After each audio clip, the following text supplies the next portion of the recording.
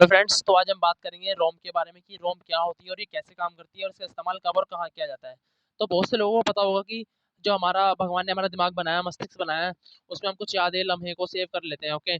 उस यादें, लम्हों को हम बाद में हम इसे याद कर सकें, इसी तरह से कंप्यूटर के लिए भी डाटा स्टोर करने के लिए एक रोम बनाई गई है, मेमोरी बनाई गई है, एक चिप बनाई गई है, ओके? जिसमें हम डाटा को स्टोर कर सकते हैं, ताकि जब भी हम उस डाटा को ज़रूरत पड़े, तब भी हम उस डाटा की माँग हो, तो हम उस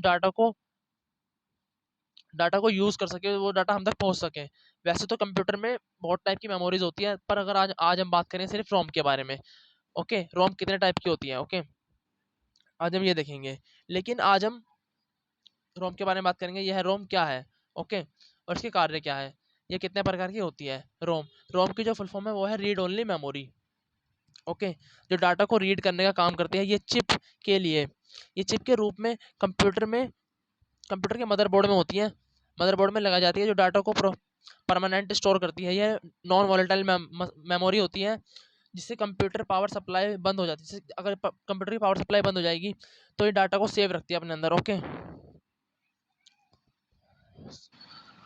और ये कंप्यूटर को बूटिंग करने में मदद करती है। इस मेमोरी में डाटा को चेंज और डिलीट नहीं किया जा सकता, इन्हें केवल रीड किया जा सकता है, इसलिए इसे रीड ओनली मेमोरी कहा जाता है। रोम में स्टोर प्रोग्राम को BIOS, basic input output system कहा जाता है। रोम का उपयोग फन फनवेयर सॉफ्टवेयर को स्टोर करने में किया जाता है। फनवेयर सॉफ्टवेयर उस समय स्टोर किया जाता है, जैसे कि keyboard, hard drive, video card इत्यादि फैक्ट्री में बनाए जाते हैं।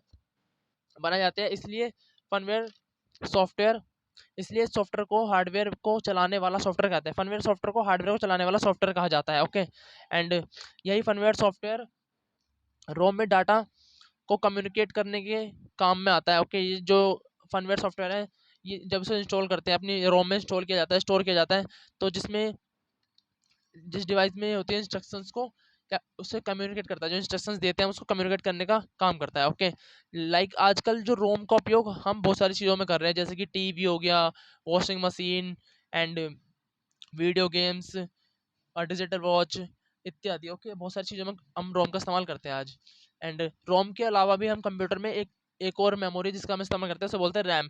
हमने कल के टॉपिक में पढ़ा था रैम के बारे में। रैम क्या होती है, रैम की फुल फॉर्म क्या होती है, ओके? रैम कैसे काम करती है, ओके? तो रैम की फुल फॉर्म है read only sorry, random access memory, ठीक है? एंड कंप्यूटर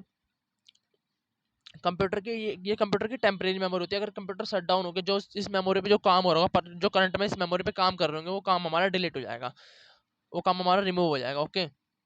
एंड ये कंप्यूटर की वोलेटाइल मेमोरी होती है, और ये रैम एंड रोम कंप्यूटर की मैन मेमोरी कहा जाती है, ओके? एंड सेकेंडरी मेमोरी भी होती है, एक सेकेंडरी मेमोरी भी होती है, अ, एक सेकेंडरी मेमोरी होती है जिसे हम एक्सटर्नल मेमोरी कहते हैं। उसमें क्या होता है, इसमें उसमें हम अदर डाटा को सेव करने के लिए करते हैं, और जो एक्सटर्नल मेमोरी होती है, वो जो इंटरनल मेमोरी होती है उसकी कैपेसिटी में बहुत ज़्यादा होती है उसकी मात्रा। जैसे कि अगर एग्जांपल के तौर पे देखें हम, hard disk drive, CD, DVD, pen drive, ये सभी सेकेंडरी मेमोरी होती है, जिसका इस्तेमाल आजकल हर कोई करता है एक्स्ट्रा डाटा स्टोर करने के लिए, ओके? और आगे हम बात करेंगे हाउ डज कंप्यूटर वर्क। तो कंप्यूटर के क्या कार्य हैं? रोम का कार्य एक स्टोरेज के रूप में किया जाता है। जैसे रोम का जो कार्य है वो एक स्टोरेज के रूप में किया जाता है, जिसके अंदर हम कुछ भी डाटा को स्टोर कर सकते हैं। एग्जांपल के तौर पर software, applications, audio, video file, document. ROM एक परमानेंट डिवाइस है, जिसमें हम कभी भी डाटा एक्सेस कर सकते हैं। रोम हमारे बोटिंग प्रोसेस करने में भी मदद करता है, ओके? और यह कंप्यूटर और मोबाइल का इम्पोर्टेंट हिस्सा है। इसे इसके बिना हम डाटा को स्टोर नहीं कर सकते। जो भी हम कुछ एप्लीकेशन यूज़ कर रहे होंगे, सॉफ्टवेयर यूज़ कर रहे होंगे, वो सारा डाटा कहाँ पे एक्सेस होगा, हमारा रोम पे एक्सेस होगा। और जो भी अगर वो डाटा को हम एक्सेस कर रहे हैं, अगर हमने उसको बंद कर दिया, एप्लीकेशन जो हम यूज़ कर रहे हैं, हम कोई गेम खेल रहे हैं, हम कोई व्हाट्सअप यूज़ कर रहे हैं, हम इंस्टा यूज़ कर रहे हैं, जब तक हम इसे यूज़ कर रहे हैं, तो जो हमारा डाटा उसमें सेव है, हमारे रोम में सेव है, वो हमें एक्सेस होता रहेगा हमारा, जब तक हम उसे यूज़ करते रहेंगे। जब हम उसको ऑफ कर देंगे तो वो हमारा जो डाटा है वो हमारा उसके अंदर वापस चला जाएगा, और जो हमारा रैम पे काम हो रहा होगा, वो रैम का काम हमारा डिलीट हो जाएगा सारा। जब तक हम उसको ऑन रखेंगे तो जब तक चलता रहेगा, उसके बाद वो हम अगर उसे ऑफ कर देंगे तो सब डाटा रिमूव हो जाएगा, ओके? और जितनी भी हम इमेज डाउनलोड करते हैं, और जितनी भी हम फोटोज, वीडियोज डाउनलोड करते हैं, डॉक्यूमेंट डाउनलोड करते हैं, वो सब हमारा कहाँ सेव होता है, वो हमारा सेव होता है रोम में, ओके? और हम इसके बात करें टाइप्स के बारे में, इसके टाइप्स कितने होते हैं। रीड ओनली मेमोरी के टाइप्स होते हैं हमारे, अगर हम इसके देखें कि रैम को उसके स्ट्रक्चर, मैन्युफैक्चर, डाटा मिटाने के अनुसार उसे 3 भागों में बांटा गया है। जो रैम की जो उसके स्ट्रक्चर है, मैन्युफैक्चर है और डाटा उसको मिटाने के अनुसार उसे हम 3 भागों में बांटा गया है। उसे बोलते हैं पी रोम और E P ROM and E P R ROM. P ROM की जो फुल फॉर्म है उसे बोलते हैं प्रोग्रामेबल रीड ओनली मेमोरी। इसे वन टाइम प्रोग्रामेबल चिप कहा जाता है, ओटीपी। ओके, क्योंकि इसमें एक बार डाटा को प्रोसेस किया जाता है। ओके, इसमें एक बार डाटा को प्रोसेस किया जाएगा, जो हमने एक बार इसके अंदर डाटा प्रोसेस कर दिया उसे हम रिमूव नहीं कर सकते। ओके, ये होती है, एक होता है इसमें ईपी रोम। ईपी रोम की फुल फॉर्म है erasable programmable read only memory. इसका मतलब है इसके अंदर एक वो अल्ट्रा वोलेट लाइट जब पड़ती है तो 40 सेकंड की कुछ पड़ती है, तो उसके बाद वो डाटा डिलीट किया जा सकता है इसके अंदर से। एक होती है electronic erasable programmable read only memory. Okay, read ROM में इतना ही होता है। तो हम इसकी जो 10 पॉइंट्स है इसके बारे में भी थोड़ा जान लेते हैं कि 10 पॉइंट्स क्या क्या है।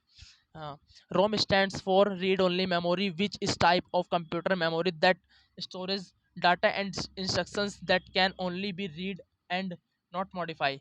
जैसे हमने पढ़ा है कि रीड ओनली मेमोरी जो होती है वो कंप्यूटर की मेमोरी होती है, एंड जो उसके अंदर डाटा को स्टोर करती है और ये इंस्ट्रक्शंस को फॉलो करती है। ओके, और जो इसके अंदर डाटा है उसे खाली रीड करने का काम करती है। इसके अंदर डाटा को मॉडिफाई नहीं कर सकते, हम इस डाटा को चेंज नहीं कर सकते, डिलीट नहीं कर सकते। ओके, इसके जो 10 पॉइंट्स है, ROM is a type of non volatile memory meaning it's retains its data even when the power off turn off. Okay, power is turn off.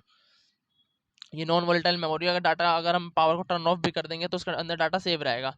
ये 10 पॉइंट आप पढ़ लेना, जो मैंने बताया बिल्कुल ऐसे ही है इसके अंदर। और इसकी फुल फॉर्म मैंने बताई थी आपको, वाई की basic input output system. Okay, आज के लिए इतना ही और आगे मिलते हैं नेक्स्ट वीडियो में।